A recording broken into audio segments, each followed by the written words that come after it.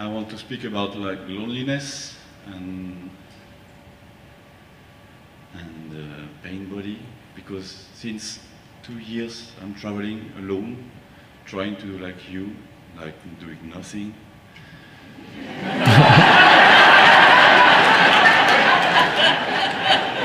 Try.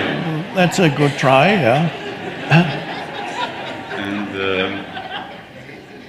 And then I have difficulty to accept this nothingness, and so then I spend time on devices, on Facebook, and then the pain body arrive, and then sometimes I see the world like if it doesn't exist, and that other people are like robots.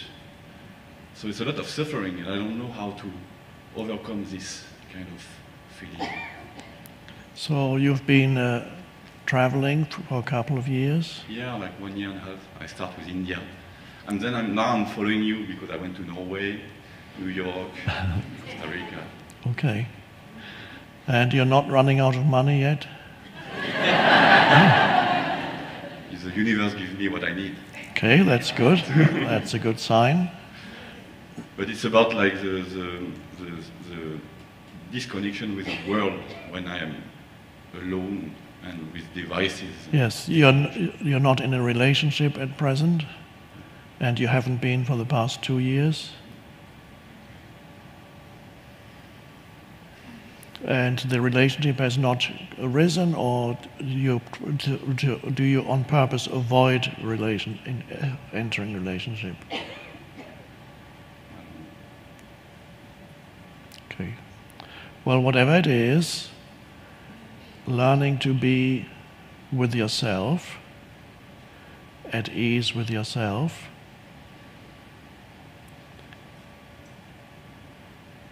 loneliness can be a great thing when it comes transformed through acceptance into solitude.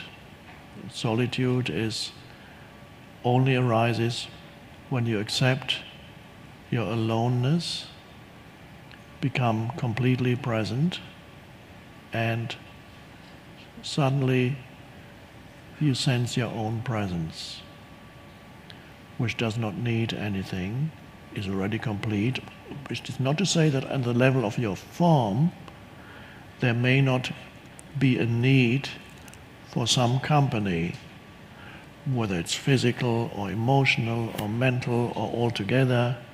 On the level of form, you will continue to experience certain pulls and certain needs. On the level of form, if you have no relationship, you may feel that sense of needing something to complete you on the level of form to some extent.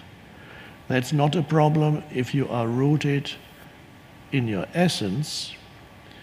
You can be aware that on the level of form there are certain needs, and these needs may be met at some point, or right now they may not be met. And that no longer matters that much. It is only of relative importance whether you have a relationship or you don't have a relationship. On the deepest level, you don't need it. On a slightly up, on a form level, you're not complete.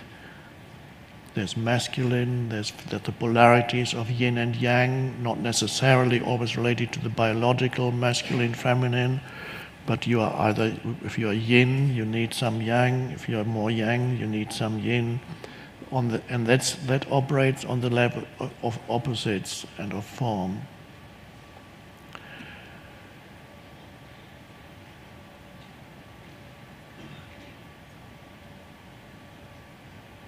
It may be advisable for you to engage in some kind of activity so that you can not only practice presence by doing nothing, because it was never my decision when it happened to me.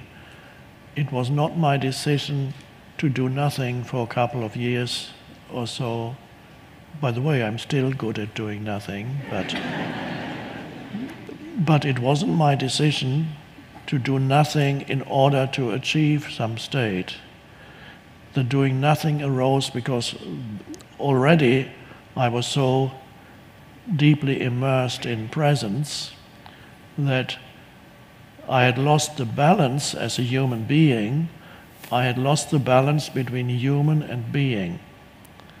Because I love that word human being. The English language doesn't have a word for man and woman, like German has Mensch, which is the word for human being.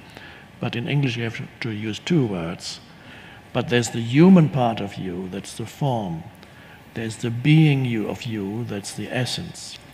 Ultimately, everybody needs to be in some kind of balance between those two. I was immersed in being so deeply that I lost the balance. I wasn't unhappy about that at all, but I lost the balance between the human. The human became so unimportant to me that I didn't do anything to even, what am I supposed to do with my life? Even that didn't arise, that thought. It was so delicious, delightful to be immersed in being, and that's how this period of complete, not complete, there was some activity because I had to occasionally get little jobs to survive, and occasionally people gave me money, but I did have temporary jobs to survive, so that I was forced occasionally to come out a little bit out of the being, but I didn't last in any job for very long. The moment I had enough money, I would stop again. So I got temporary jobs at various places. For 2 weeks I worked at the Kennel Club in London, filling out forms of puppies that had just been born of different dogs. Fortunately, they had no computers at that time yet because that would have been beyond me. So there was just that the bliss of being was so all-consuming that the balance between the human and the being was lost, and then it only began to re-establish itself when people started coming to me and asking me questions, and the question pulled me out of the being because an answer was required, but the answer came from the being. So when I started answering questions, suddenly there was a flow, and the answering of questions became my doing. So that's how the balance got re-established slowly. I would not necessarily seek inactivity as a way of achieving some kind of presence. It is sometimes easier to engage in some activity and even engage in relationships and see if you can stay present there. But it all comes back to really the present moment, whatever it is, wherever you are, is there enough intensity in you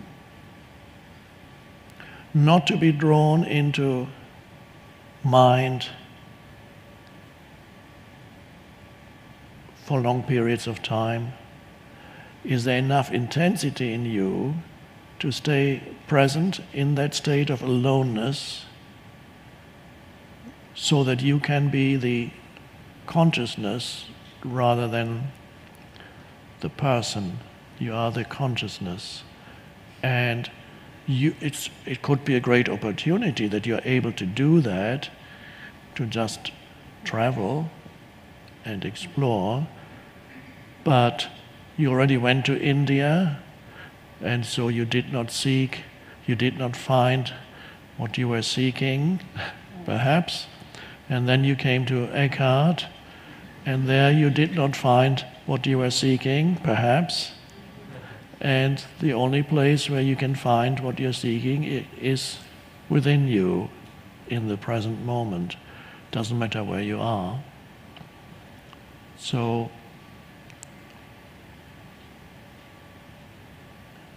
intensity of presence is important to cut through mind.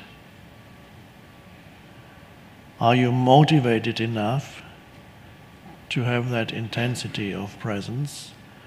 And it could well be that there's not enough suffering in your life to provide the motivation. So that is a possibility, but that's not a problem, because it'll come.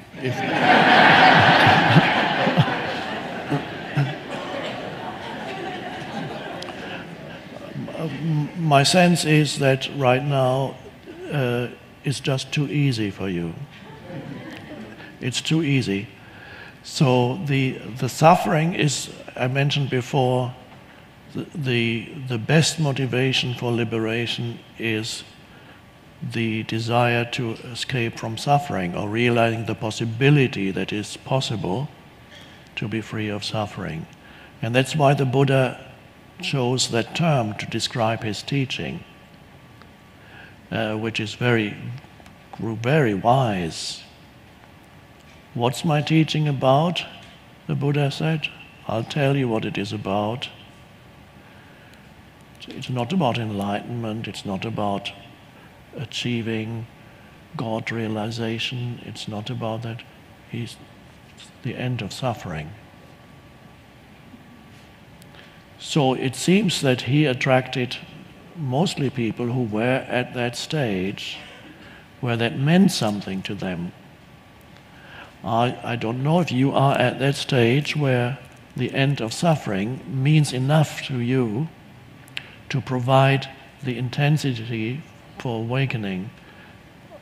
I was suffering, that was the motivation. I didn't even have a name for awakening. The wonderful news, though, is life always gives you what you need. And it could well be that if you continue your life in this way, the way in which you live will create more and more suffering. Perhaps the loneliness will become unbearable. And then the suffering of the loneliness might drive you into a relationship. And then something may go wrong in the relationship, and then the relationship will become unbearable. And then you will seek out another situation, and something will go wrong there. And then that will become unbearable. And then suddenly you will want to be free of suffering. And there you have the motivation. So whether you carry on the way you are now, fine. Life will give you what you need. Or if you think, okay, I'll try a relationship, great too. You will find the necessary suffering to get you there.